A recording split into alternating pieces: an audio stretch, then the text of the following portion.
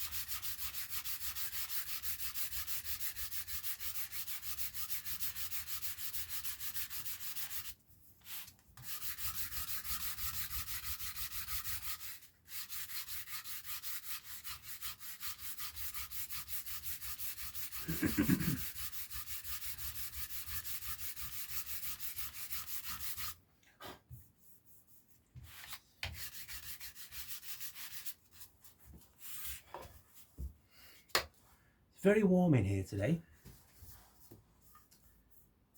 Sweat and sawdust, it's just not a good combination.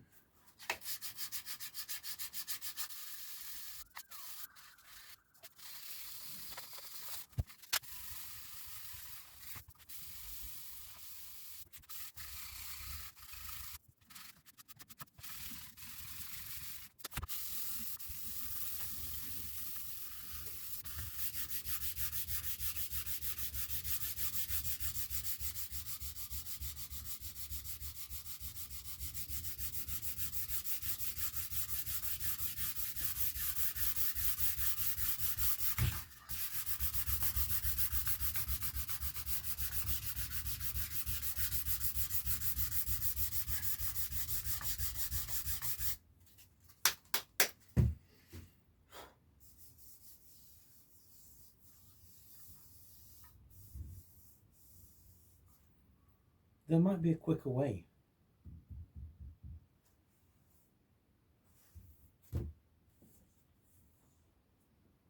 This is a quicker way. But do I have any really fine discs? Any 320s? Let me find out.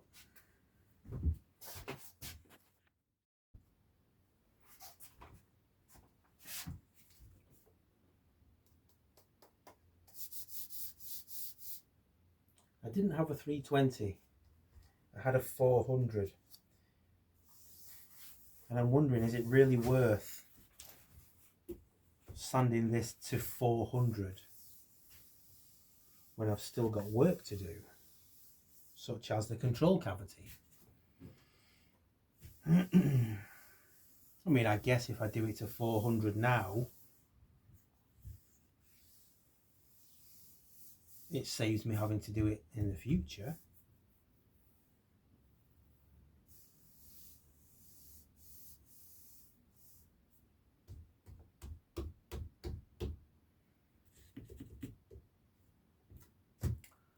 I think we'll do 400. So one sec.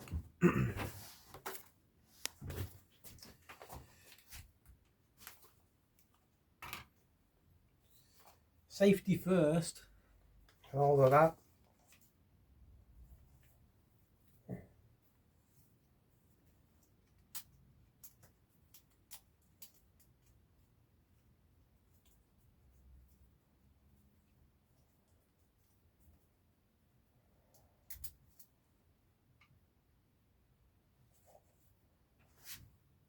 Okay.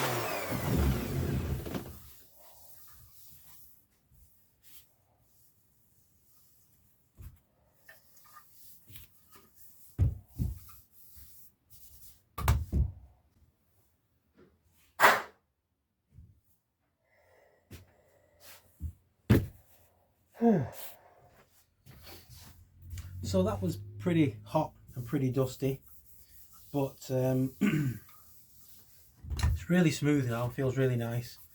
I will sand it again, obviously. I've got to do some bits and bobs to it, but I've taken off the sharp edges. They was really kind of sharp.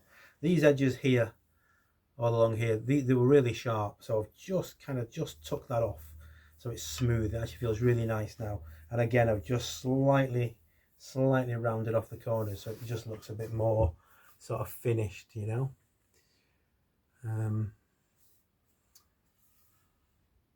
It's actually starting to shine a little bit because I've gone quite fine with the paper. I wonder what it looks like, a little bit of colour. Let's try.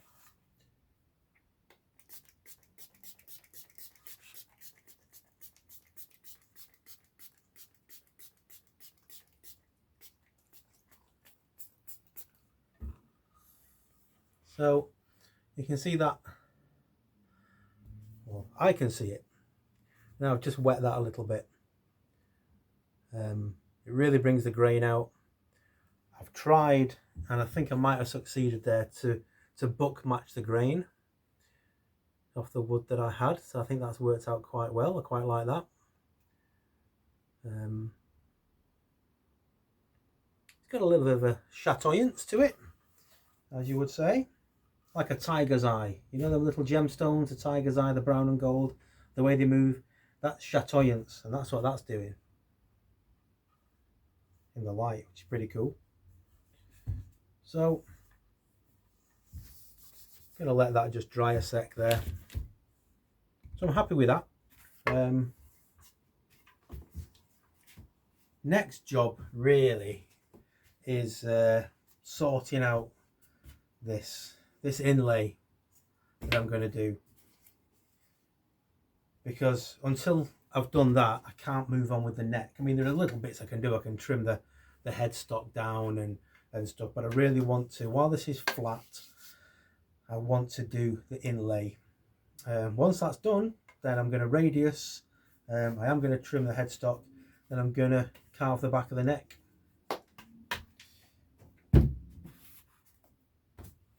So let's do that, or at least let's work out an inlay.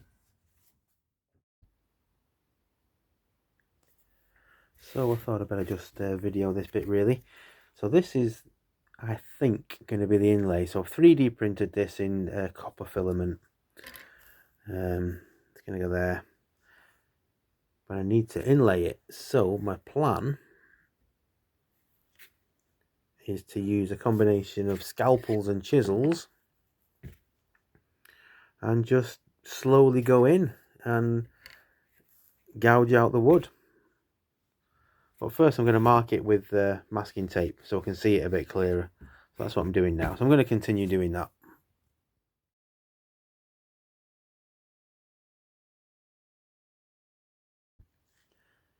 Okay, so I changed my mind.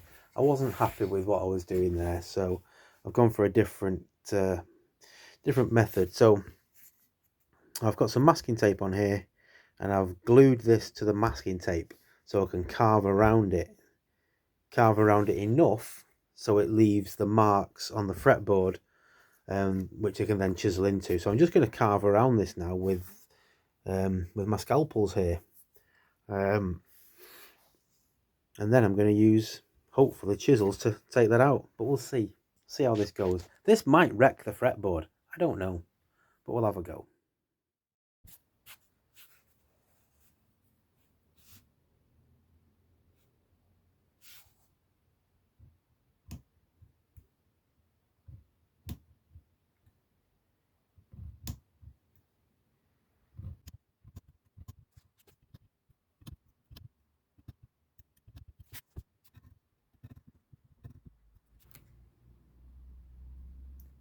So I'm just going around the edges with this scalpel here, going around all these edges, and I'll do the inside.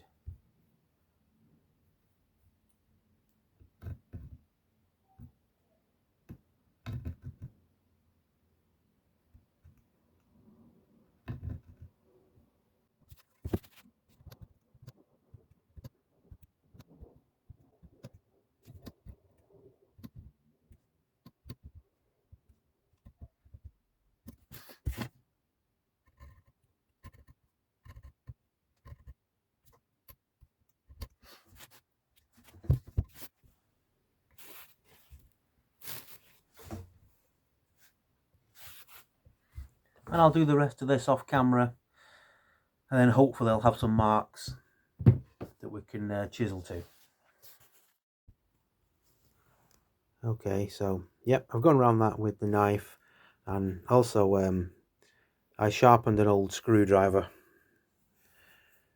just to give me a bit more kind of, I don't know, stability, I guess, or strength when I was cutting into the wood. So I've done it with a combination of scalpels and a sharpened screwdriver. A bit unconventional, but there you go. But now this is sort of laid out into the wood, so now what I need to do is just go around it with a chisel and gently take out the bits that I don't want to the point where this slots in.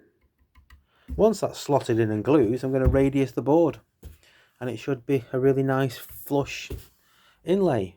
But let's keep going. So I'm just using the chisel now, and my little mini mallet here, and just gently going in around the perimeter of this inlay, trying not to sort of pull any wood out at this point. I just want to go in a few millimeters around it.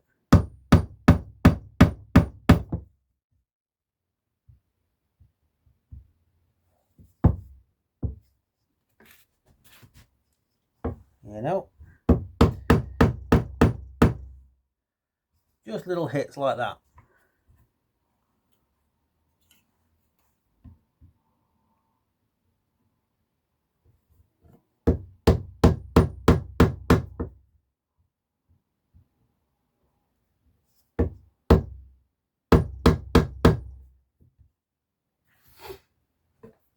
And I'm using a little mallet because it gives me a lot of control.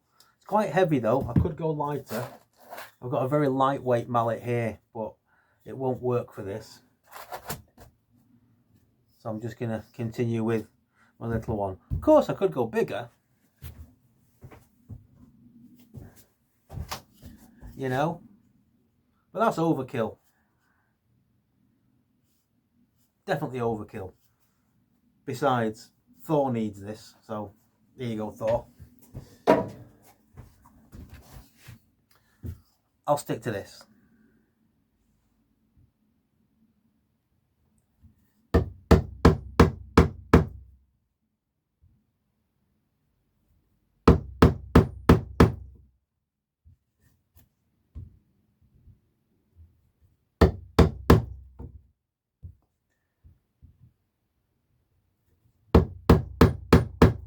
And it's just a case of doing it bit by bit until I'm happy. Well, maybe not until I'm happy, just until I'm deep enough to get some wood out of it.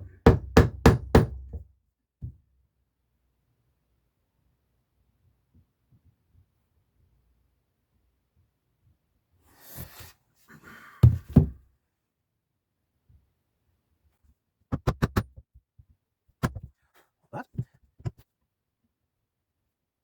Actually, liking it.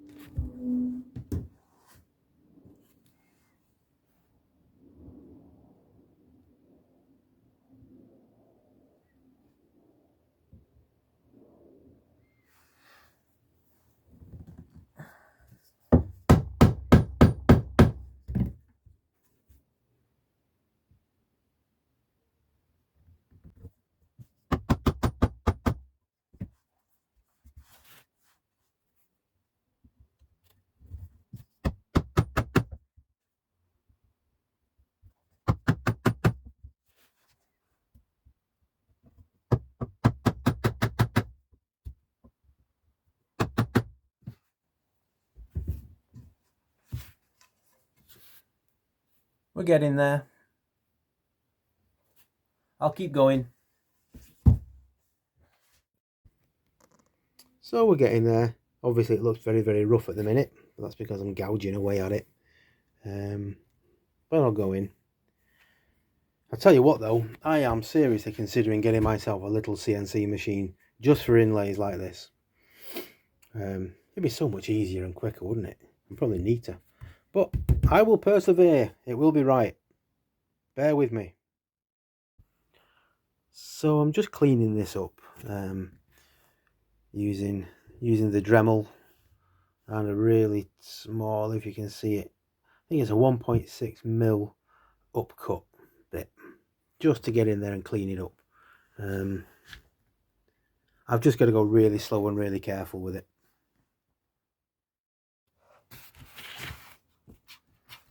So just mixing up some resin here.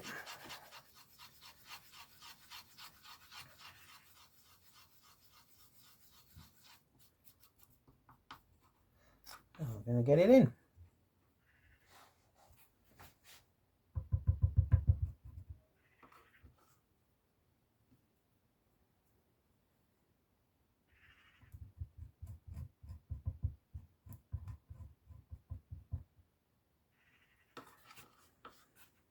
The reason I'm using resin is because it's pretty thick stuff.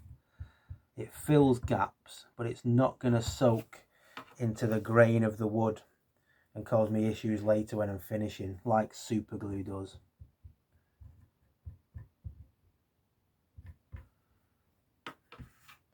Should have mixed a bit more really, but we're getting there. Oops. We're getting there. Just going to really flood it and then squidge it in.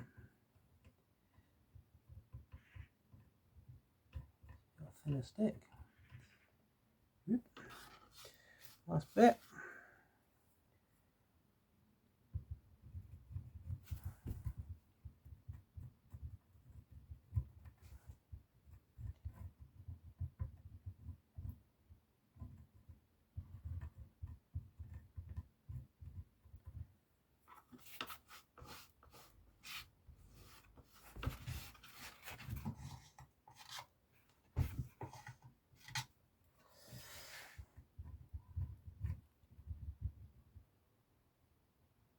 we go. Okay.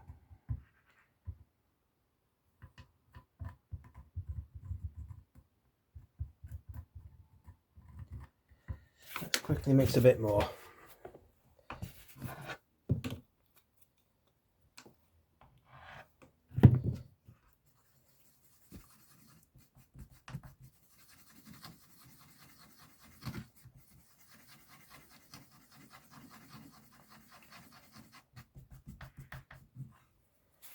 Just to go a bit thicker with it, really. Yeah, that's better.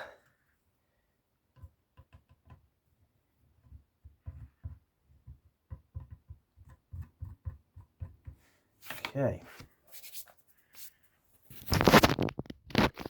So we are full of resin. Let's get that. Like so. Little tap tap. Alright, and I'm going to clamp it. Sorry for my big face in the frame then. Just gonna clamp it.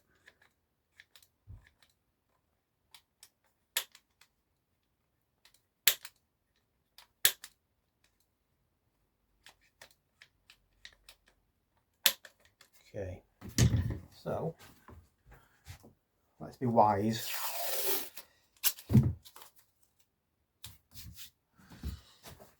That way, if I do that, it doesn't stick to my clamp, does it?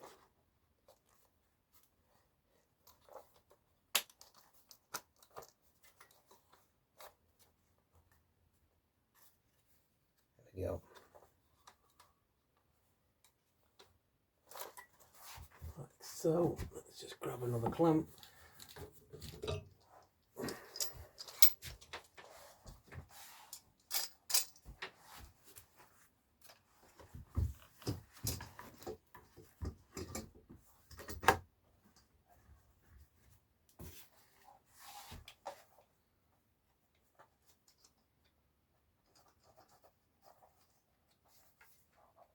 Okay, not clamped it super tight, it's just to keep it kind of pressed in, that'll be fine.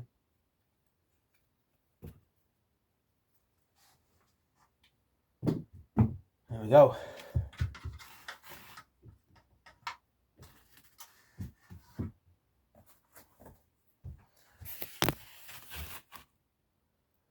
So I'm just going to let that dry now for, well, it takes about 20 minutes to dry, but I'm just going to leave it. Then I'm going to sand it and we'll have a look. All right. Okay, so off camera, I've just got a little radius jig here, and I've got the whole neck super glue and masking tape in place so it doesn't move, and I've got my radius block here, which is a 12 inch. I'm going with a 12-inch radius, and basically it is now just going to be a case of going up and down with this until I get that 12-inch radius. That's hard to say, 12-inch radius on this fretboard, and hopefully it levels all this out as well. I've put some sawdust and wood glue, PVA glue, just in the middle there. I was going to leave it and maybe put a different colour in it, but I thought no, I'm just going to leave it because that was my initial kind of thought. So this should bring it down. If it doesn't, and I need to need to fill a bit more, then I'll put a little bit more in there as well. But for now, all I'm going to do is radius this fretboard, and let's see how long it takes me. It's pretty soft wood sapele for doing this, so it shouldn't take too long, really. I'm not going to film the whole thing like this.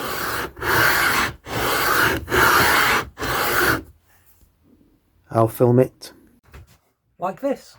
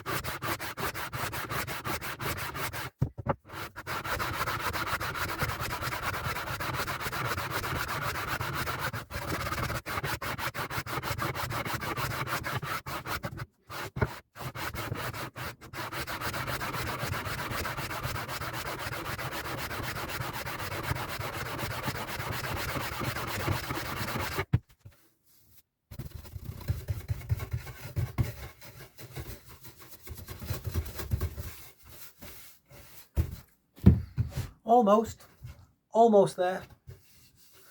Almost there. Plenty to go though, so we'll just keep going.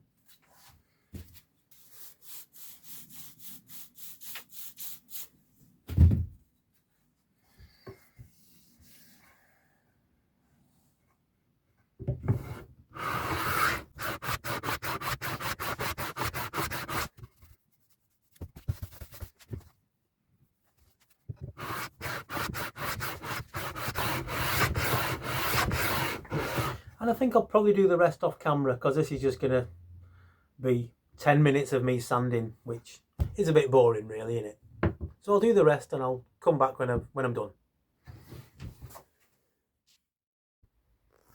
Okay, so I've radiused this with rough paper. I've gone with 60 grit to get the radius, and I've filled the inlay again with just a mixture of sawdust that I've got off the board and some wood glue. That's there, just kind of little bits, you know, makes it really kind of dry, and you can squidge it where you need it to go, but it doesn't take long to dry. So that's on there, that's going to dry. I'm going to sand it again. Happy with the radius, you know, it's flush with the binding on it is now flush, so it looks really nice. Sand that down, and then I'm just going to go down the grits with it. Well, that'll be nice. Next job really is carving the neck. I want to get that done, get that out of the way, so I'll carve the neck very soon, I think. Okay, so I didn't press record there. Thought I did, didn't. But basically what I've done, I've just trimmed, if you can come down here, I've trimmed the headstock. It was probably about 25 mil, something like that, thick, 20 mil. And I've trimmed it down to around about 14 mil, maybe. And I'm just kind of finishing it and sanding it. I've ordered some tuners. So once I get those, I'll know what I'm drilling. So I'm just going to hang on for that. Fretboard is radiused and it's looking nice, it's feeling nice. These clamps are just holding it on while I do the headstock, they're not gluing anything in. Inlay is in. So yeah, getting on here, getting on. I am going to facet the headstock, but I want to wait until I've got the tuning pegs, so I don't facet a piece that I need to be flat. So, you know, we're getting there.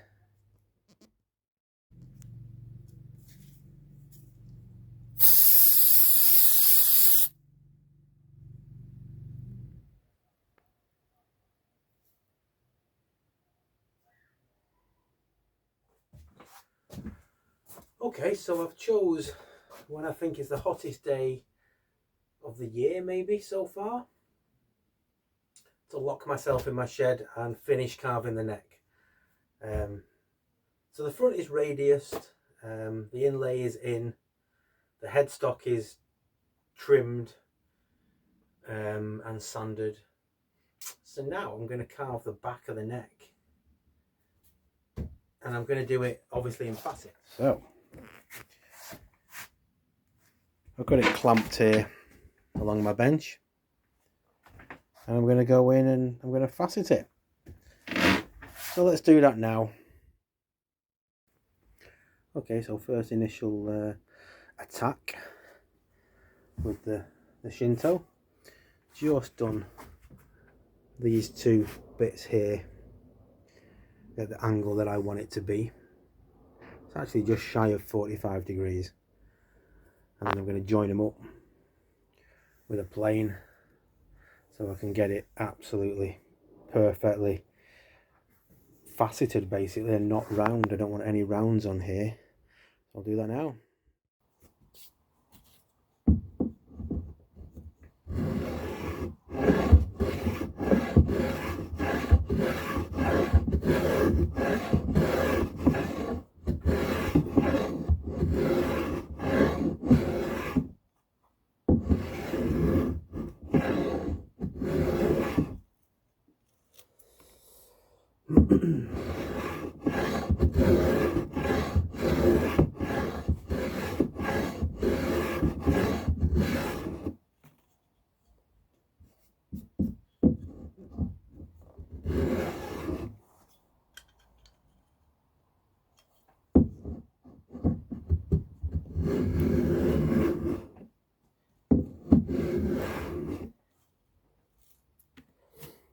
This might take a while, so I'll come back when it's done. Okay, just going to show you where we're up to. So got that first facet on right along the lines that I've drawn. Quite nice. I'm going to turn it over, do the other side the same, and then start kind of a little tiny facet on here. So you got the binding and the wood there. A little facet from there. And, then I'm going to shape sort of here just where the headstock bits are, here where the heel is, and sand it all, and we'll see what we've got. Okay, that's both sides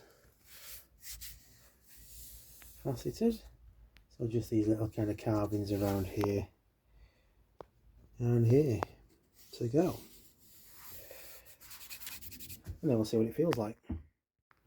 Alright, so I guess from a distance it looks like a standard round carved neck, but if I turn it, you can see we've got angles.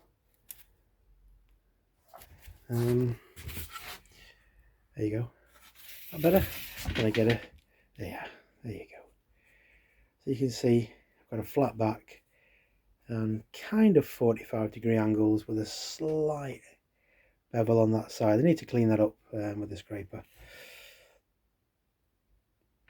And it's very comfy. So I'm quite happy with that. It's obviously in its very rough carved state at the minute. But a bit of scraping, a bit of sanding, that'll be lovely. Okay, so I think that's probably the end of this episode. Episode 7 done. Well, I set out to